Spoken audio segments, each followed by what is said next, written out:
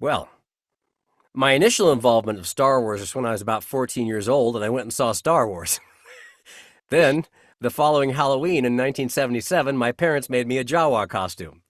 Then, the following summer, when Star Wars was re-released, I was hired by a local cinema in my hometown of Greeley, Colorado, to be a Jawa all summer. That was my start of Star Wars. Flash forward about 30 years, and they brought me in to audition for it. Dave Filoni knew me from working with him on Avatar, and so he knew me as an actor in a very different capacity.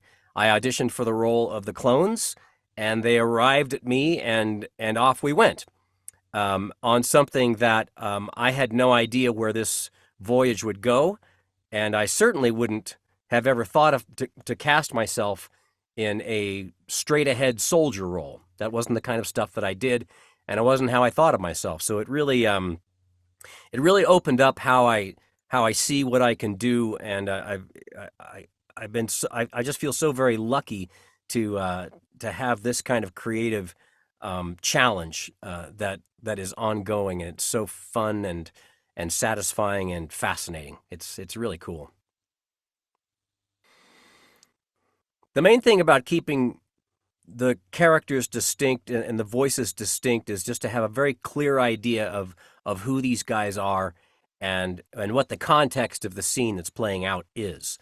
Fortunately, the writing, Jen Corbett and the team do a fantastic job with writing it and setting it all up. And so it's very clear who these guys are and what's playing out and how it needs to feel.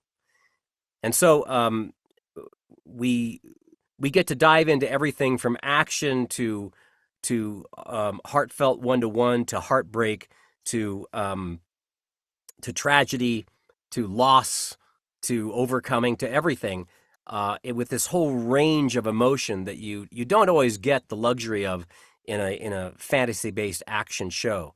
But as part of what's so satisfying about Star Wars is that all of this is it's so detailed and so beautifully laid out in both an epic as well as a personal way, that it's a lot easier than you might think to create these scenes that we read through straight through, just because the painting is mostly painted by the time I get to speaking the words.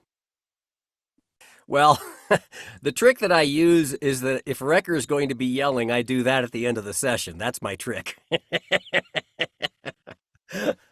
Other than that, I can pretty much go through the script, and it's usually not too damaging.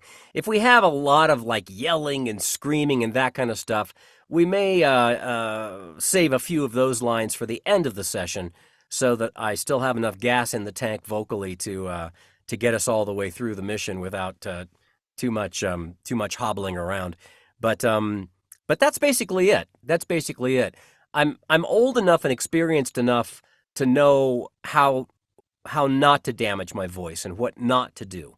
Earlier in my career, I don't think I would have known that, but now it's part of the art of doing something well is also avoiding things that that work against you.